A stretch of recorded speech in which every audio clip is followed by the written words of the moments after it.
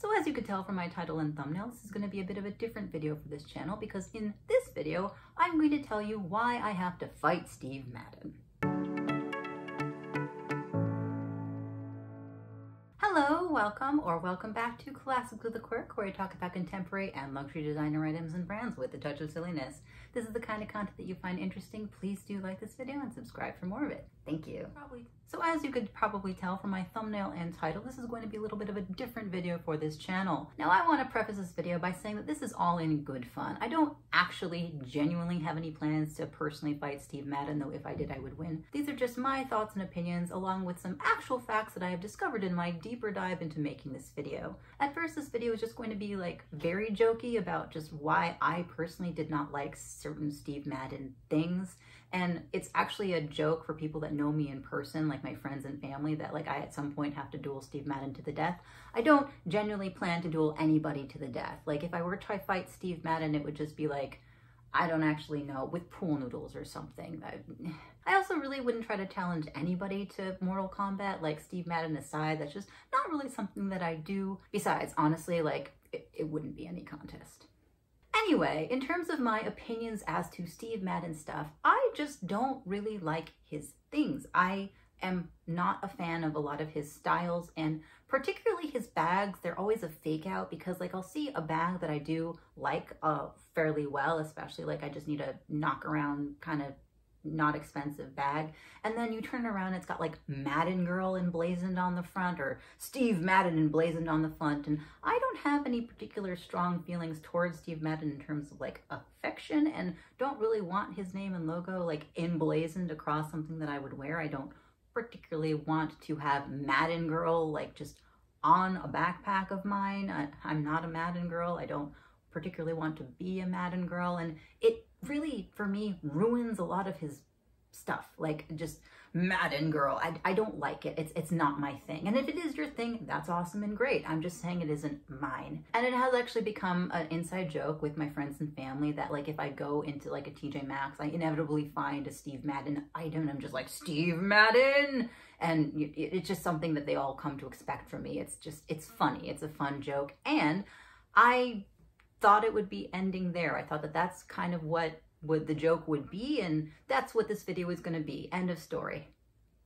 But in wanting to do this video and wanting to do it right, as some of you may know, I am a very research-based person. I kind of went into a Steve Madden rabbit hole in terms of learning about him and learning about the company, and I'm not always going to judge a company based on the person who started the company, especially if there's like a disconnect between those two. For instance, with Chanel, Gabrielle Chanel, Coco Chanel, does not have the best affiliations in her past.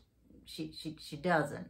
And I'm not going to lambast Chanel, the company that's not even owned by her anymore, and it's run by different people with different creative directors, for something that the creator did quite a many years ago. I'm gonna take a step away from that. However, with a direct brand, like for instance with Alexander Wang, I'm not going to buy or use any of Alexander Wang branded stuff right now because Alexander Wang is still the face of Alexander Wang. If there's a difference between who is running the company versus who is the face of the company, if the face of the company is no longer affiliated, I'm not going to be too mad at the company if they made changes and stepped away from that behavior.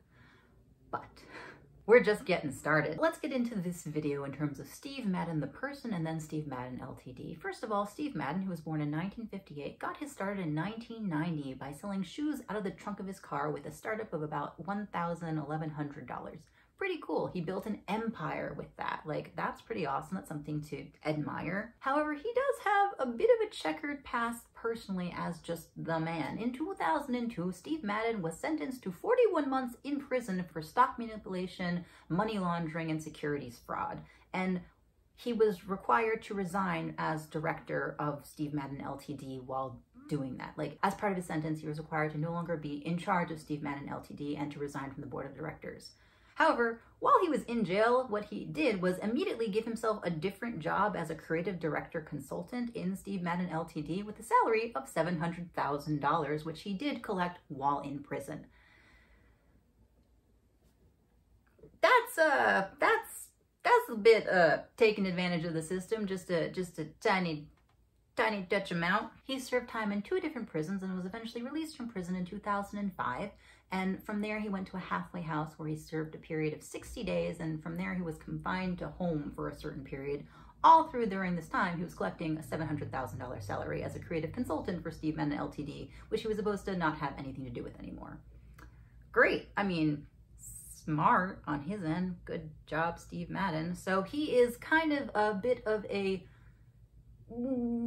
dishonest person in terms of like just his personal stock and finances and like how he operates and what he's done with not the brand, but getting money from the brand. But, you know, we're separating the brand from the person. So maybe Steve Madden LTD doesn't have, I mean, even though Steve Madden is still the creative director, doesn't have a lot to do with Steve Madden as the person, because Steve Madden as the person is no longer running, supposedly, the enterprise. Well, once Steve Madden was released from prison, the company rebounded and earned $100 million in 2006. And Madden currently does serve as the founder and design chief for Steve Madden LTD. So even though he resigned at one point, he's gotten back into the saddle, so to speak. I will give him points. Steve Madden did contribute to the Doe Fund, a charity that works on finding out and attacking the causes of homelessness and drug addiction. So that is great. That's good. That's a great cause. So why don't we move away from Steve Madden, the person, and more look at Steve Madden LTD, which is the company and really where all the goods are coming from. Forget who is designing them, and although we can't completely forget who's designing them because that's kind of part of the next segment of this video. Now, say what you will about Steve Madden LTD, but they are a company that does make a lot of designer dupes. That's where they earn a lot of their money and revenue, actually. They design dupe shoes and bags.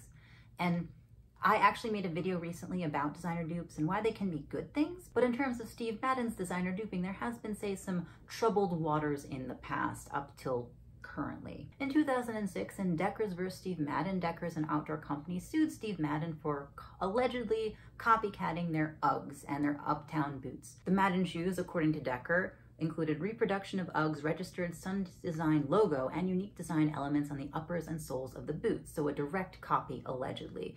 This was eventually settled out of court, but it was one of the many suits that actually have been brought against Steve Madden LTD for alleged copying and design theft, trade dress infringement. In 2009, Alexander McQueen versus Steve Madden. Alexander McQueen, the company, drew suit against Steve Madden again for trade dress infringement for their booties, alleging that Steve Madden's Serena booty was a studied imitation of Alexander McQueen's Faithful booty. That was eventually settled out of court, but it was, you know, a suit that was brought against Steve Madden for, again, allegedly copycatting. We're not done, though. In 2009, Balenciaga also filed a case against Steve Madden for allegedly copycatting their Lego shoes. And if you'll see this picture, the Balenciaga Lego shoes are kind of unique in shape and form, and Steve Madden's version of the Lego shoes, or Steve Madden's version of shoes that may or may not have similarities to the Balenciaga Lego shoes and were allegedly copycats, do have some surprising similarities in the shoe design. This was eventually settled out of court, but it will not be the last time that Balenciaga sues Steve Madden for trade dress infringement. Steve Madden was sued yet again in 2011, this time by Jeffrey Campbell in Jeffrey Campbell vs. Steve Madden, where Jeffrey Campbell alleged that Steve Madden had copied one of their shoe designs. And circling back to Balenciaga, in May of 2014, Balenciaga versus Steve Madden, Balenciaga came at Steve Madden for saying that they allegedly copied their motorcycle bag, and specifically that Steve Madden's alleged version of the copycat, possibly motorcycle bag, again, alleged, was designed specifically to confuse consumers into purchasing Steve Madden bags for cheaper instead of the Balenciaga version, allegedly. This matter was settled out of court, but it was brought up and settled out of court. July 2015 was Skechers versus Steve Madden. October of 2013 was Stella McCartney versus Steve Madden, both for trade dress infringement, which were settled out of court. June of 2016 was Aquazzera versus Steve Madden, again for an alleged copycat shoe, which does bear some similarities to the Aquazzera shoe. It does in size and shape and color and design, and it was settled out of court, though. March of 2017 was Doc Martens versus Steve Madden, or rather Airwear International, which is a subsidiary of Doc Martens International, sued Steve Madden for allegedly blatantly copying one of their best-selling shoe designs. The complaint that was filed in the US courts were that Steve Madden was creating substantially identical shoes to the Doc Martens 1460 boot. It was, you might have guessed it, settled out of court. June of 2017 was Valentino versus Steve Madden, where Valentino alleged that Steve Madden LTD was copycatting some of their best-selling bag designs as well as one of their bag straps. December of 2017 was Allbirds versus Steve Madden, where Allbirds said that Steve Madden was allegedly copycatting one of their wool sweater designs, and Steve Madden responded back that you can't copy a wool sweater, it's just a wool sweater, and then Allbirds responded with, like, it's our design, how dare you. It was settled out of court. In August of 2018, Steve Madden actually sued YSL first, which is to say that YSL was actually planning on suing Steve Madden LTD for a patent infringement on one of their shoes, and then Steve Madden got wind of it and filed suit against YSL first, claiming that they were infringing on general design freedoms, essentially. And then YSL again responded to Steve Madden. It was settled out of court. Lucky Horse Press, an indie brand that does a variety of designs, including patches, actually sued Steve Madden in 2019 for allegedly copycatting one of their patch designs and putting them on the Steve Madden backpack. So basically it was a patch that Lucky Horse designed, and then it showed up, the same design as showed up on a Steve Madden backpack, and Lucky Horse was like, that's ours, actually, you can't do that, don't. Hey, also we're indie, what the heck?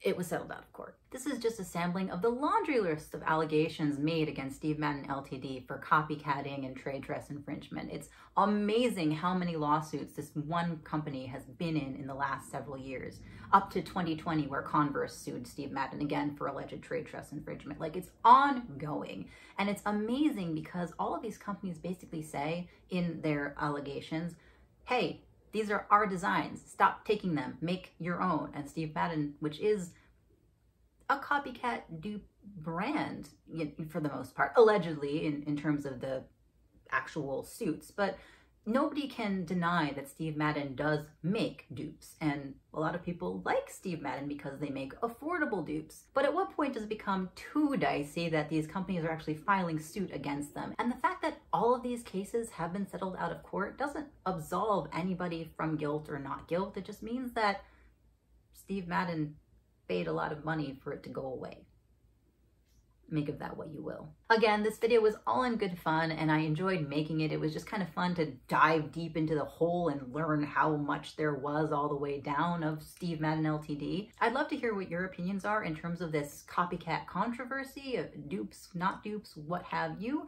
If you have an idea of a brand or something that you think that I should fight or learn more about, I'd also love to hear it. And if you like this video, I would super duper appreciate a like or a comment, because a like or a comment would tell me that this out of the ordinary video for me is something that people enjoyed watching. Or if you didn't like it, also tell me, so maybe I won't do it again. I don't know. It's just, this was a fun video and I enjoyed making it. So again, if you like this video, please do give it a like. It super duper helps the algorithm, and subscribe for more content because it helps the algorithm even more. Thank you so much for watching, and I'll see you next time. Bye.